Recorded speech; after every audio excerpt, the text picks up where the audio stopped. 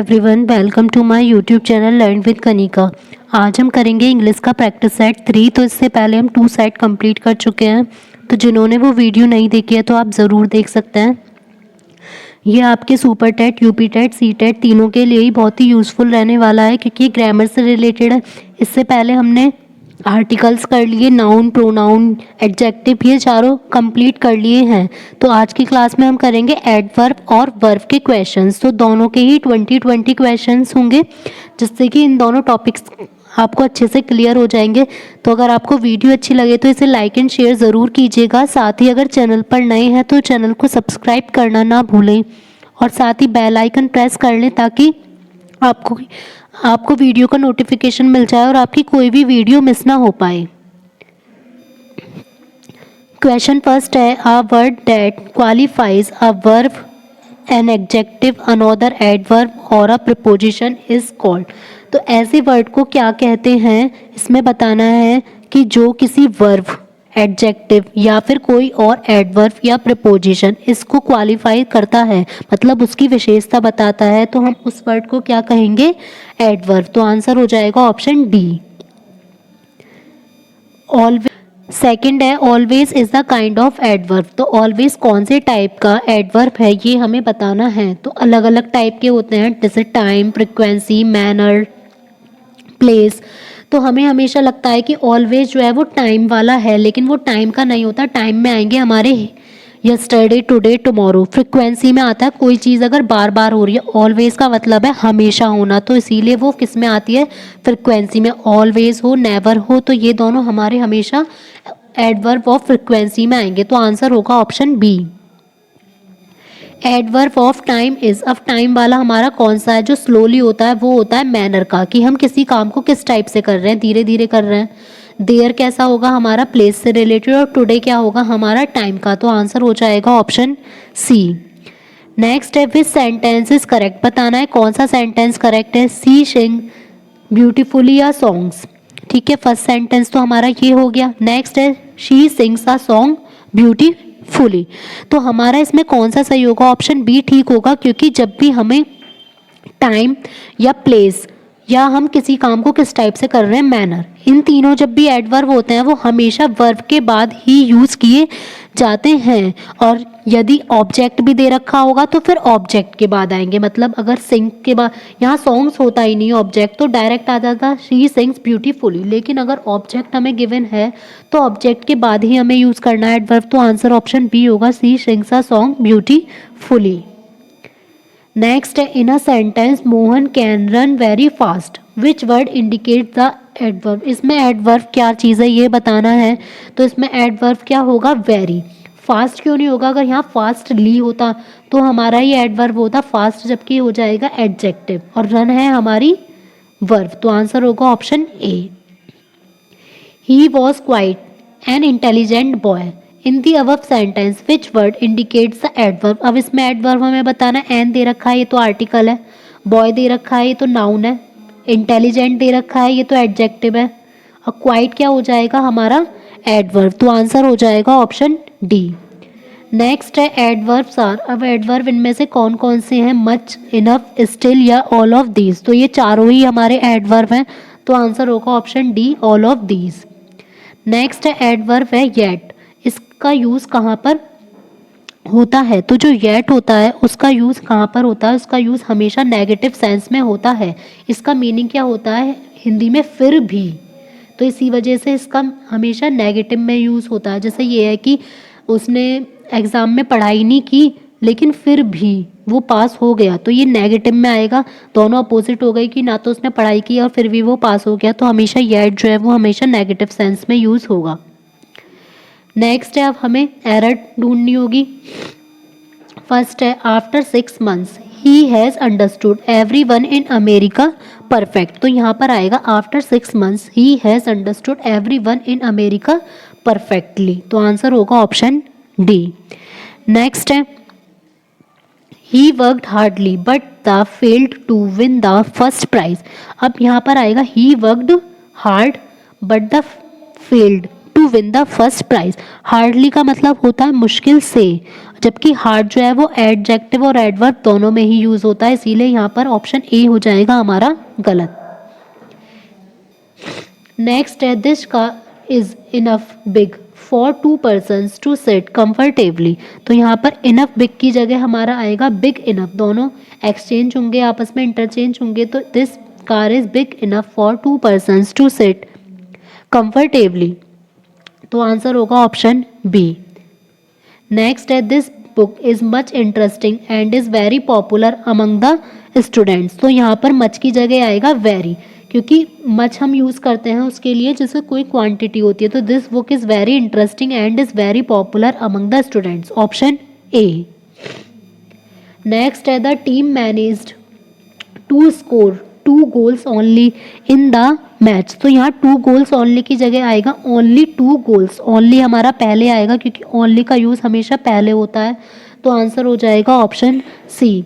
Next है the teacher requested the boys to not make a noise. तो इसमें to not की जगह क्या आएगा, not to make a noise, तो ऑप्शन हमारा हो जाएगा बी। नेक्स्ट है he can not speak because his health is too bad. तो यहाँ पर आएगा टू बैड की जगह very bad. He can not speak because his health is very bad. To का यूज़ क्योंकि हमेशा हमारा नेगेटिव सेंटेंस में होता है। अब यहाँ इसके बाद अगर नॉट दे रखा होता तो हमारा टू आता, लेकिन ये पॉजिटिव सेंटेंस है तो यहाँ यूज़ होगा वेरी, तो आंसर होगा ऑप्शन डी।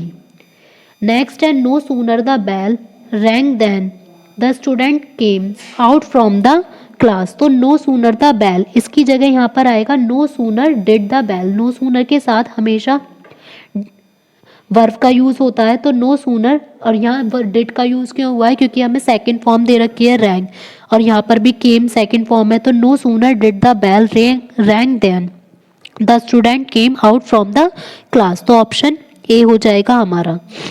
नेक्स्ट है the house is old I need a real good house to live in. तो यहाँ पर रियल की जगह आएगा really, this house is old.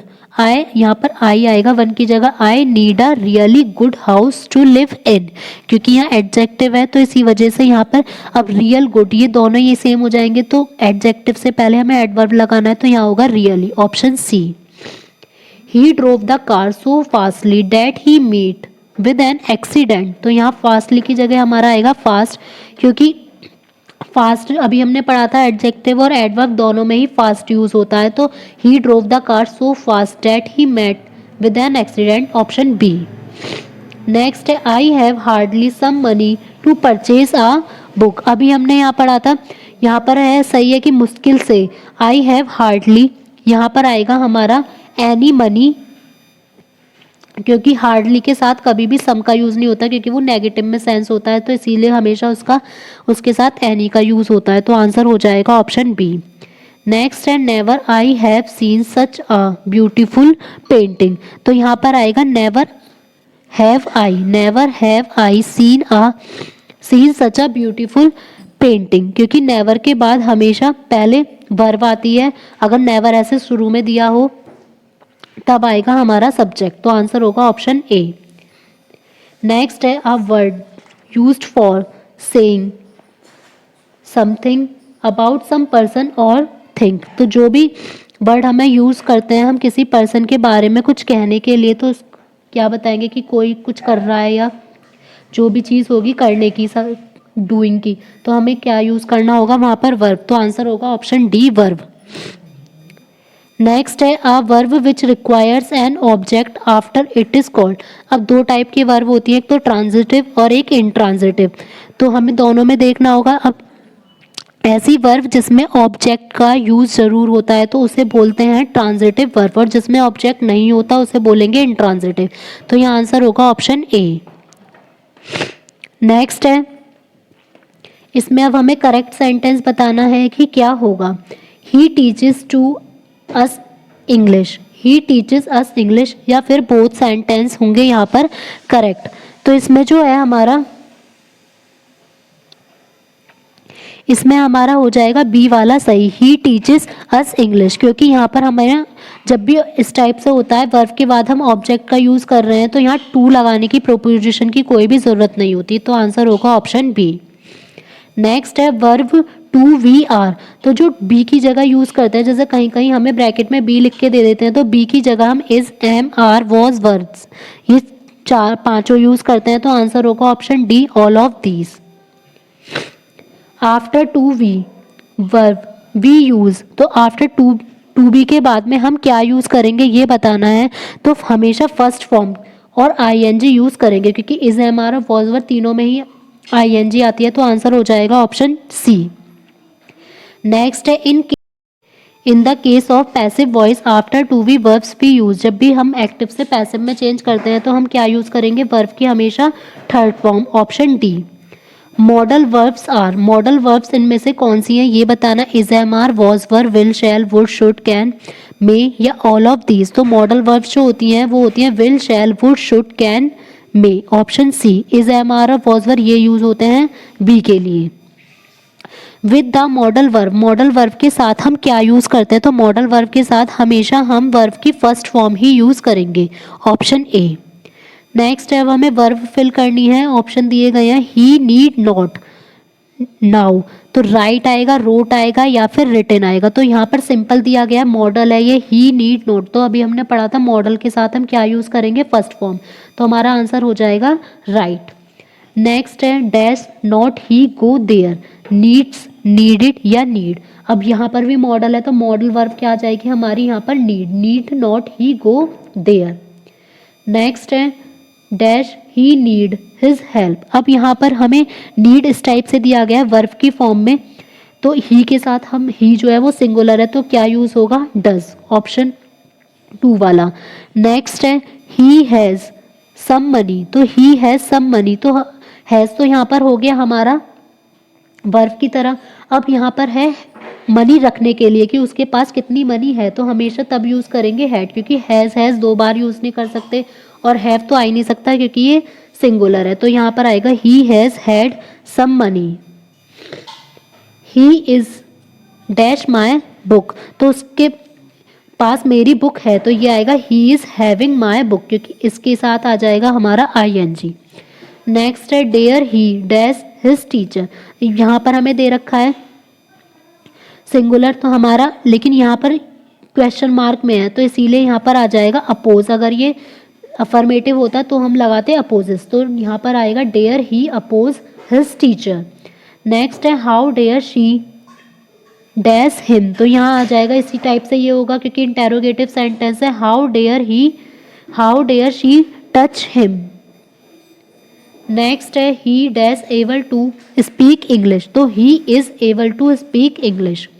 He dash to stay here till I return, तो he is आ जाएगा इसमें भी, he is to stay here till I return. Next है dash I know it I would have informed you, तो यहाँ पर हमारा आ जाएगा, अब ये वुड हैव में यूज़ हुआ है ये सेंटेंस, तो हमारा जो सही सेंटेंस बनेगा, अब यहाँ थर्ड फॉर्म भी दे रखी है, ये हो जाएगा had I known it I would have informed you. Passengers dash not speak inside the plane, तो यहाँ पर आ जाएगा passengers can not speak inside the plane, की पैसेंजर प्लेन के अंदर नहीं बात कर सकते। नेक्स्ट है meals dash he quite dangerous, तो मील्स में भी जैसे हो सकती हैं, तो मील्स में he quite dangerous, option first.